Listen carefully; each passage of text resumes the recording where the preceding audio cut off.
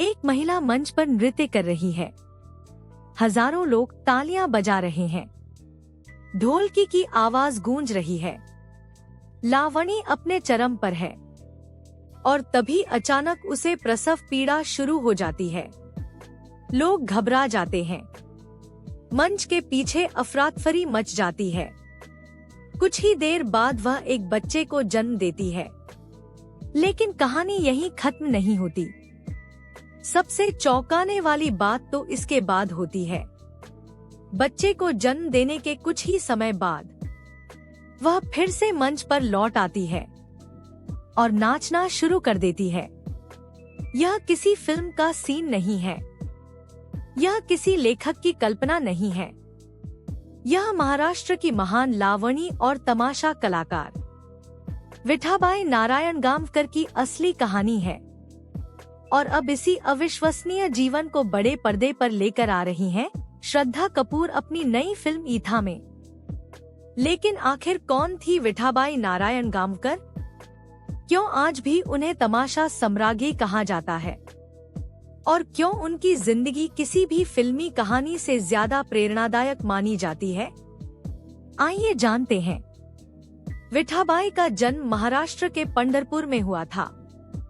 वह ऐसे परिवार में पैदा हुई थी जहां कला सिर्फ पेशा नहीं थी, जीवन थी। उनके दादा नारायण खुड़े ने एक पारंपरिक तमाशा मंडली की स्थापना की थी।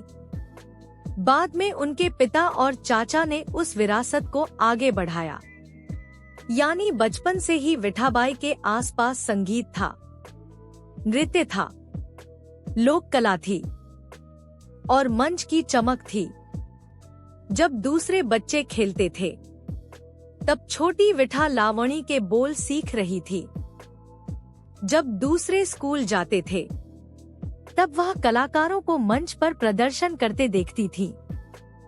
धीरे धीरे कला उनके खून में उतर गई। लेकिन यह सफर आसान नहीं था।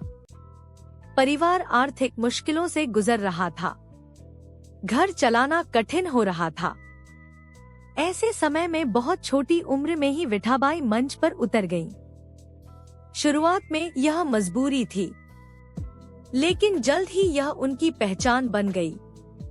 उनकी आवाज, उनके चेहरे के भाव, उनका आत्मविश्वास और सबसे बढ़कर उनका नृत्य दर्शकों को मंत्रमुग्ध कर देता था।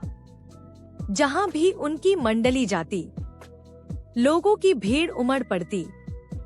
महाराष्ट्र के गांव, कस्बे, शहर, हर जगह लोग सिर्फ एक नाम सुनना चाहते थे, विठाबाई। धीरे धीरे वह सिर्फ कलाकार नहीं रही, वह एक आंदोलन बन गई, एक पहचान बन गई। एक ऐसी महिला जो उस दौर में मंच पर खड़ी होकर हजारों लोगों को अपनी कला से बांध लेती थी। लेकिन उनकी निजी जिंदगी उतनी खूबसूरत नहीं थी। विठाबाई ने मारुति सावंत से विवाह किया, लेकिन यह शादी सुखद नहीं रही। रिश्ते में कई परेशानियां आईं। संघर्ष बढ़ते गए, मुश्किलें बढ़ती रहीं।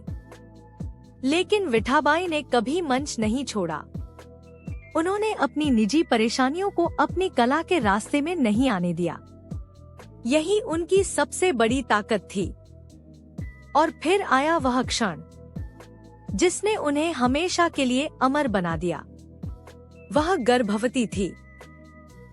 सामान्य तौर पर कोई भी कलाकार ऐसे समय आराम करता, लेकिन विठाबाई प्रदर्शन करती रहीं।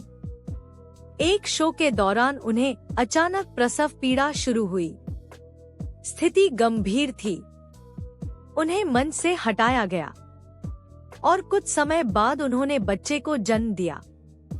अब यहाँ कोई भी सोच सकता था कि कार्यक्रम समाप्त हो गया, लेकिन विठाबाई ने कुछ ऐसा किया जो आज भी लोगों को हैरान कर देता है। उन्होंने आराम करने से इनकार कर दिया। वह वापस मंच पर लौटीं और नृत्य जारी रखा। यही घटना आज भी महाराष्ट्र की लोक कथाओं का हिस्सा है। यही घटना उन्हें सिर्फ कलाकार नहीं, बल्कि समर्पण की मिसाल बनाती है। कई लोगों के लिए यह कला के प्रति उनकी दीवानगी थी, कई लोगों के लिए यह उनकी मजबूरी थी। लेकिन एक बात तय है, इतनी असाधारण प्रतिबद्धता बहुत कम लोगों में देखने को मिलती है। यही वजह है कि लोग उन्हें तमाशा सम्राज्ञी कहने लगे। उनकी लोकप्रियता लगातार बढ़ती गई। लोग दूर दूर से उनके प्रदर्शन देखने आते थे। उनकी लावणी में सिर्फ नृत्य नहीं होता था, उसमें कहानी होती थी, भावनाएं होती थी, लोक संस्कृति की आत्मा होती थी।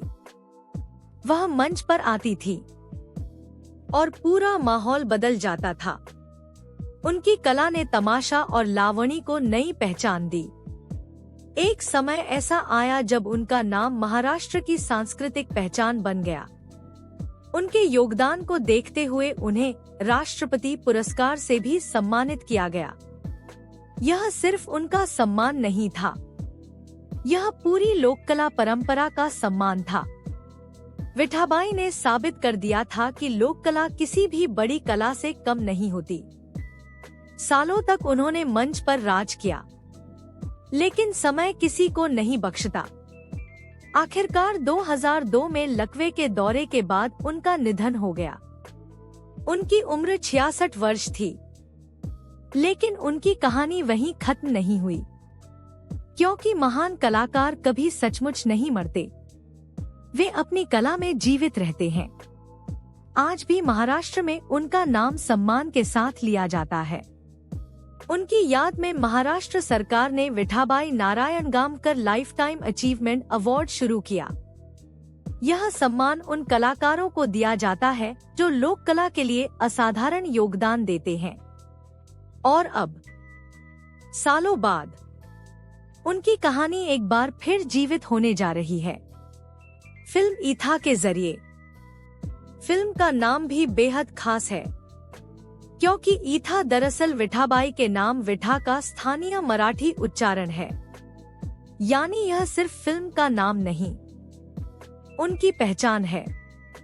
टीजर देखकर साफ लगता है कि फिल्म सिर्फ उनकी सफलता नहीं दिखाएगी, यह उनके संघर्ष दिखाएगी, उनका दर्द दिखाएगी, उनकी जिद दिखाएगी और वह ऐतिहासिक घटना भी दिखाएगी जब उन्होंने बच्चे को जन्म देने के बाद भी मंच नहीं छोड़ा। श्रद्धा कपूर इस किरदार में नजर आएंगी। संगीत अज्जय अतुल का होगा और नृत्य कोरियोग्राफी वैभवी मर्चेंट करेंगी। यानी फिल्म में संगीत, नृत्य, भावनाएं और इतिहास सब कुछ देखने को मिलने वाला है। लेकिन सबसे बड़ी बात यह है कि यह कहानी हमें याद दिलाती है कि सच्ची महानता क्या होती है। महानता सिर्फ प्रसिद्धि नहीं होती, महानता सिर्फ पुरस्कार नहीं होती।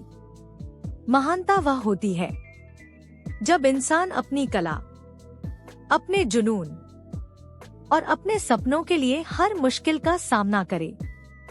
और शायद इसी वजह से विठाबाई नारायण गामकर सिर्फ एक कलाकार नहीं थी, वह एक युग थी, एक प्रेरणा थी और भारतीय लोक कला इतिहास की सबसे चमकदार सितारों में से एक थी। उनकी कहानी आज भी हमें यही सिखाती है कि जब जुनून सच्चा हो तो इंसान दर्द से भी बड़ा हो जाता है।